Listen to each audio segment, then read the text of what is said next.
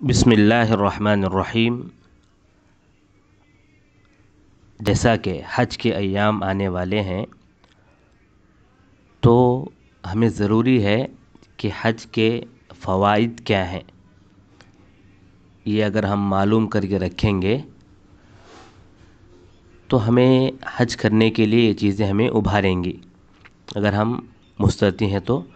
ضرور ان چیزوں کو سن کر حج کر کے آ سکتے ہیں، یا وہ افراد جن کو ابھی طاقت نہیں ہے حج کرنے کی تو ایسے افراد بھی اللہ سے توفیق مانگ سکتے ہیں، دعا مانگ سکتے ہیں کہ جب یہ سب فائد ہیں تو ہمیں بھی اے اللہ حج کرنے کی توفیق دے، ہمیں بھی مستطیع بنا، یہ دعا کر سکتے ہیں۔ حج ایک عظیم عبادت ہے جس میں بہت سارے فوائد شامل ہیں۔ اللہ تبارک و تعالیٰ نے چند فوائد کو ہمارے سامنے رکھا ہے، ورنہ اللہ تبارک و تعالیٰ تمام فوائد کو ہمارے سامنے گنا کے نہیں رکھا کہ صرف اتنے ہیں، بلکہ چند ان میں سے فوائد ہمارے سامنے اللہ تبارک و تعالیٰ نے گنائے ہیں۔ اور حج کے دنیاوی اور دینی دونوں فائدے ہیں، اور اتنے فائدے ہیں کہ جن کو ہم شمار نہیں کر سکتے، جن کو ہم گن نہیں سکتے۔ ان فوائد میں سب سے پہلا فائدہ یہ ہے کہ حج کے ذریعے سے انسان کو اخلاص اور توحید جو ہے ملتا ہے، شرک سے بیزارگی پیدا ہوتی ہے۔ اسی لیے اللہ تبارک و تعالیٰ نے قرآن مجید میں کہا وَإِذْ بَوَّأْنَا لِإِبْرَاهِيمَ مَكَانَ الْبَيْتِ أَلَّا تُشْرِكْ بِي شَيْئًا، اور جب ہم نے ابراہیم کے لیے گھر بنانے کے لیے جگہ مقرر کیا تو ہم نے اس شرط پر مقرر کیا کہ آپ میرے ساتھ کسی کو شریک نہیں کریں گے۔ تو پہلا بنیادی مقصد ہی کیا ہے؟ حج کا ایک عظیم فائدہ اور بنیادی فائدہ وہ ہے کہ انسان کے اندر توحید آ جاتا ہے۔ یعنی قرآن کی آیت میں کیا بیان کیا گیا؟ شرک نہیں کرنا، اور شرک نہیں کرنا یہ نفی میں ہے۔ اس کا اپوزٹ بات کیا ہوئی کہ توحید کو پیدا کرنا ہے۔ حج ایک ایسی عبادت ہے جو اپنے مکمل مناسک کے بعد مکمل حج کرنے کے بعد انسان اللہ تبارک و تعالیٰ سے جڑ جاتا ہے، اور اللہ تبارک و تعالیٰ کا تعارف اس کے پاس ہو جاتا ہے، اور وہ یہ سمجھ لیتا ہے کہ اللہ تبارک و تعالیٰ وہ ہے جس کے ساتھ کسی کو شریک نہیں کرنا چاہیے۔ اللہ تبارک و تعالیٰ وہ ہے جو صرف اور صرف وہی عبادت کے لائق ہے۔ وہ ایک ہے، احد ہے، اور وہ بے نیاز ہے، اور ہر قسم کی تعریفات، ہر قسم کی حمد و ثنا، بڑائی، بزرگی، برتری سب اسی اللہ رب العالمین کے لیے لائق ہیں۔ جب ہم نے یہ معلوم کیا کہ تمام قسم کی تعریفات اللہ تبارک و تعالیٰ ہی کے لیے ہیں، اور اس کے علاوہ ہم کسی کو شریک نہیں کر سکتے، اس کے ساتھ ہم کسی کو شریک نہیں کر سکتے، کسی سے نہیں مانگ سکتے، تو اگر ہم اللہ کو چھوڑ کر دوسروں سے مانگتے ہیں یا اللہ کے ساتھ دوسروں کو شریک کرتے ہیں تو یہ کتنا بڑا گناہ ہوا۔ اور دوسری بات یہ ہے کہ ایسا آدمی جو شرک میں مبتلا ہو، شرک کرتا ہو، تو اگر ایسا آدمی جا کے حج کر کے آئے گا تو اس آدمی کے حج کا کیا فائدہ ہوگا؟ کچھ فائدہ نہیں ہوگا۔ اسی طرح وہ آدمی جو جادوگروں کے پاس جاتا ہو، غیر شرعی طور پر جو علاج کرتے ہیں ان کے پاس جاتا ہو، اس کا حج کیا فائدہ دے گا اس کو؟ اسی طرح وہ آدمی جو نجومیوں کے پاس جاتا ہو، جوتشوں کے پاس جاتا ہو، ایسے آدمی کو حج کیا فائدہ دے گا؟ اسی طرح وہ آدمی جو صالحین نیک لوگ انتقال ہو گئے ہیں، قبروں میں ہیں، ان کے قبروں کے پاس جا کر ان سے مرادیں مانگتا ہو، ان سے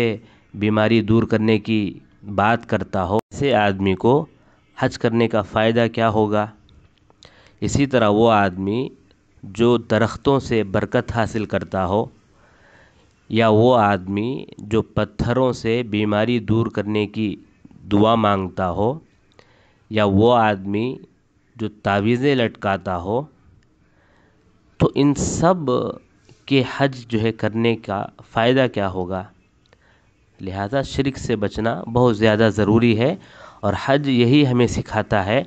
کہ شرک کو ہرگز قریب نہ لائیں زندگی میں، بلکہ توحید کو اپنائیں. اسی طرح ایسا آدمی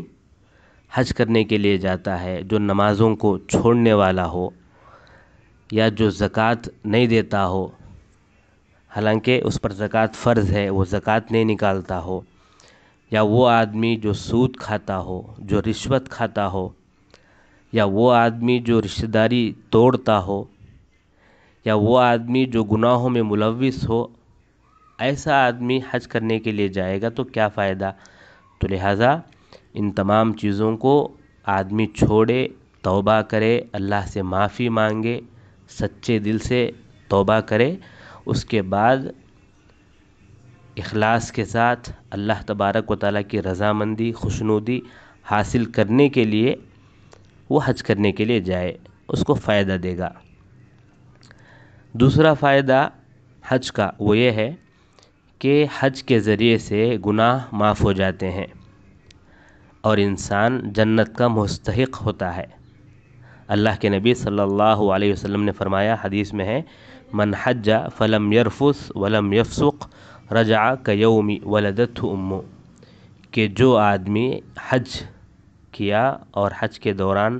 کوئی غلط بات، گناہ کی بات نہ کیا، نہ وہ جو ہے غلط بات بولا، تو وہ ایسا لوٹے گا گویا کہ اس کی ماں نے اس کو ابھی جنم دیا ہے. اسی حدیث میں ہے کہ الحج المبرور لیس لہ جزاء الا الجنہ، کہ ایسا حج کوئی آدمی کرتا ہے جس میں کوئی گناہ نہیں کرتا، تو ایسے آدمی کا حج، اس کا بدلہ جنت کے علاوہ کچھ نہیں. معلوم کیا ہوا کہ حج کرنے کا فائدہ ایک یہ بھی ہے کہ گناہ پورے معاف ہو جاتے ہیں. اسی طرح تیسرا فائدہ حج کرنے کا وہ یہ ہے کہ حج کرنے سے اللہ تبارک و تعالیٰ کا ذکر قائم کرنے کے مترادف ہوگا انسان. تلبیہ کے ذریعے، تکبیر کے ذریعے، عرفہ میں وقوف کے ذریعے، مزدلفہ اور منی میں جو وہ رات گزارتا ہے، یا جو کنکریاں مارتا ہے، یا جو ذبح کرتا ہے، یا جو کعبے کا طواف کرتا ہے، صفا اور مروہ کے درمیان سعی کرتا ہے، ان تمام چیزوں سے اقامت ذکر اللہ کا اس کو جو ہے فائدہ ملے گا کہ اس نے اللہ تبارک و تعالیٰ کے ذکر کو کیا کیا، قائم کیا. کیونکہ اللہ کے نبی صلی اللہ علیہ وسلم حدیث میں فرماتے ہیں، ابو داؤد کی روایت ہے، انما جعل الطواف بالبیت وبین الصفا والمروہ ورمی الجمار لاقامت ذکر اللہ عز وجل،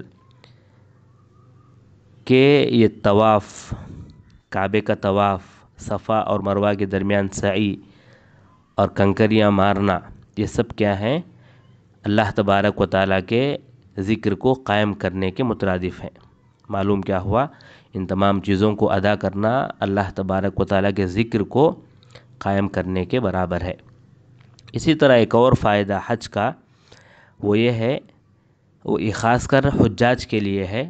اور جو حج نہیں گئے ہیں ان کے لیے بھی ہے. وہ یہ ہے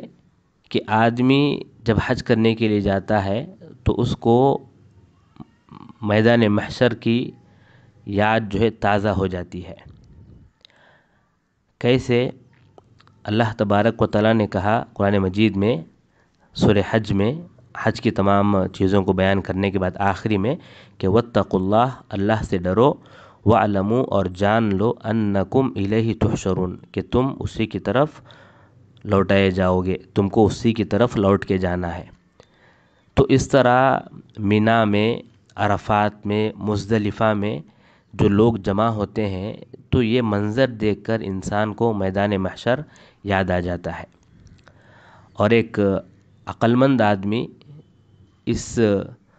اتنی بڑی جمع غفیر کو، اتنی بڑی جماعت کو، اتنے زیادہ لوگوں کو جب ایک ساتھ دیکھتا ہے تو فوراً وہ آخرت کی یاد تازہ کر لیتا ہے اور اللہ کا ڈر اپنے دل میں پیدا کر لیتا ہے، اور یہی فائدہ مند ہے۔ جو آدمی تقوی اپنے دل میں ڈال لیا، اللہ تبارک و تعالیٰ اس کے تقوی کا بدلہ ضرور دے گا، اور جو آدمی تقوی نہیں اختیار کیا، اس آدمی کو تقوی اختیار نہیں کرنے کی بنا پر اللہ تعالیٰ عذاب سے دوچار کرے گا۔ اسی طرح ایک فائدہ حج کا وہ یہ ہے کہ انسان کو دین کو سمجھنے کا موقع ملے گا، کہ وہ جو ہے بڑے بڑے علماء جو ہیں، علماء ربانی، ان کے پاس اس کو جانے کا موقع ملے گا، ان کے بیانات سننے کا موقع ملے گا اس کو۔ اسی طرح وہ آدمی بڑے بڑے علماء سے ملاقات کرے گا، نیکی کا جو حکم دیا جائے گا تو وہ نیکی کا حکم دے گا، خود بھی دے گا، اور بھلائی کی بات کرے گا، اللہ تبارک و تعالیٰ کی طرف بلانے کی بات کرے گا، گناہوں سے اور برے کاموں سے بچنے کی بات وہ بھی کرے گا اور دوسروں سے بھی سنے گا، اور اسی طرح وہ جو ہے خریدے گا، بیچے گا، اور جو فقیر ہیں، مساکین ہیں، غریب لوگ ہیں، ان کو صدقات ہیں یا ہدیہ ہیں یا کفارات کبھی ہو جاتے ہیں حج کے دوران، تو کفارات بھی ان کو آرام سے دے سکتا ہے۔ ان تمام چیزوں کے علاوہ جب مختلف گاؤں سے، مختلف ملکوں سے، مختلف جگہوں سے مسلمان ایک جگہ پہنچتے ہیں تو آپس میں ان کا تعارف ہوتا ہے کہ فلاں جگہ کے ہیں، یہ فلاں جگہ کے ہیں، یہ فلاں جگہ کے ہیں، تو انسان کے دل میں ایک بات آتی ہے کہ میں اکیلا ہی مسلمان نہیں بلکہ ہمارے بھی بھائی بہت زیادہ ہیں، کیونکہ مسلمان چاہے دور دور ہی کیوں نہ ہوں، الگ الگ ملکوں میں کیوں نہ ہوں، الگ الگ گاؤں میں کیوں نہ ہوں، لیکن ایک امت کی طرح ہیں۔ تو ایک ہمت جو ہے انسانوں کو، مسلمانوں کو اس سے ہوتا ہے۔ تو یہ تمام فائدے ہیں جن کو مد نظر رکھ کر ہر مستطیع آدمی ضرور کوشش کرے کہ وہ حج کرے، اور جو آدمی استطاعت نہیں رکھتا وہ اللہ سے توفیق مانگے، اللہ سے یہ مانگے کہ اللہ تبارک و تعالیٰ اس کو جو ہے توفیق دے، استطاعت دے، طاقت دے کہ وہ بھی حج کر سکے۔ آمین یا رب العالمین۔